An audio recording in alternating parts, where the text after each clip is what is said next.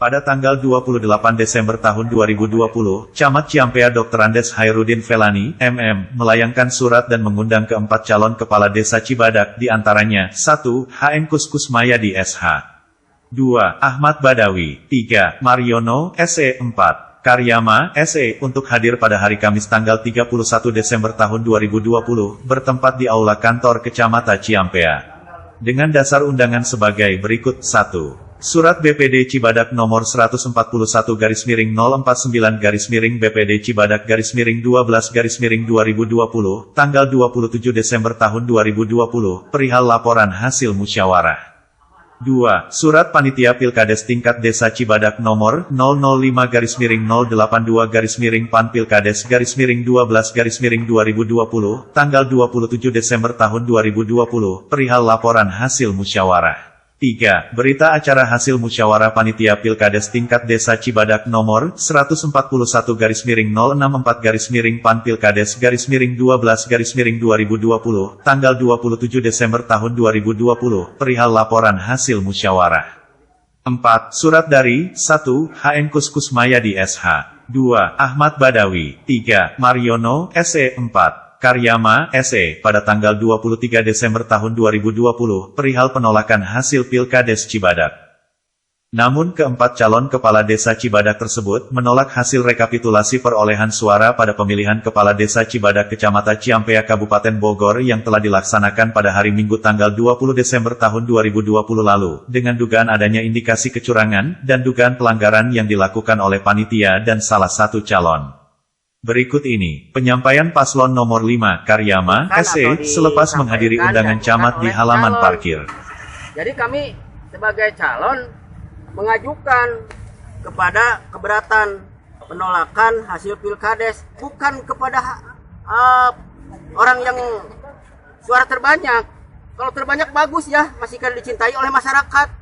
Walaupun masyarakat itu dibeli dengan 50.000. Nah ini. Jadi Pak Camat udah bagus, Pak Kapolsek udah bagus, Pak Koramil sudah bagus, memfasilitasi kita ya untuk merekomendasikan ke tingkat kabupaten.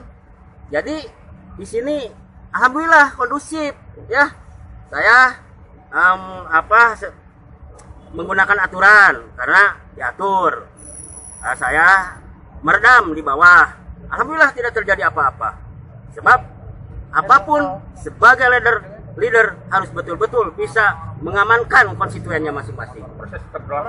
Proses berlanjut dong. Karena kan saya birokrasi. Berapa item sih Pak yang tidak boleh tidak berlanjut. Yang diusulkan berapa item? 6 item ya. Karena apa? Kita akan mengungkap kebenaran. Jangan kebenaran itu menutupi kebohongan. Nggak boleh. Saya kasihan kepada masyarakat Cibadak nanti tahun 2027 apabila tidak punya uang 2 miliar tidak mau mencalonkan diri, padahal mereka berkualitas.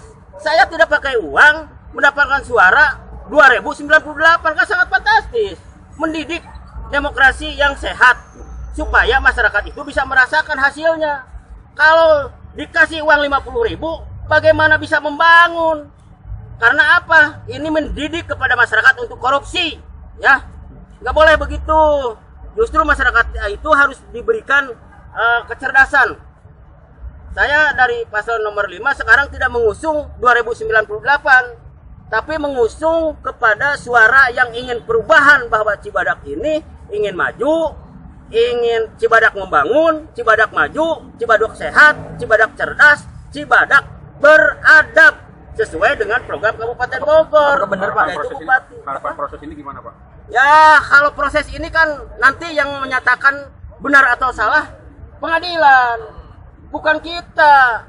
Sebab apa? Kita harus mengedepankan asas praduga tak bersalah ya, sebagai masyarakat yang diatur oleh undang-undang.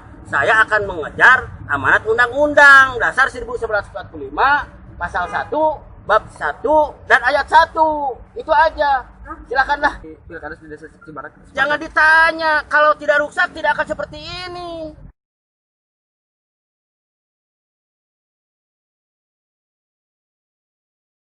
Kalau itu kan udah berulang makanya juga ada pertanyaan menarik input data itu sementara memang kalau yang itu apa yang di bawah umur itu kan nggak perlu undangannya tetap harus kita hadir setelah pas mau pembagian undangan. Kalaupun di DPT itu ada, tapi undangan itu tidak disebar. Berarti langkah panitia yang diambil itu.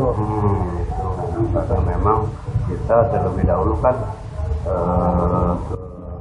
para calon yang 5 itu DPS itu kita serahkan hari Jumat ya, pada waktu itu kita kasih 2 hari lah untuk mengcekkan termasuk untuk yang tambahan yang belum masuk silakan berdasarkan tim itu kan perwakilan ya, pasti dia punya perwakilan dari RT gitu yang belum terdaftar silakan dimasukkan.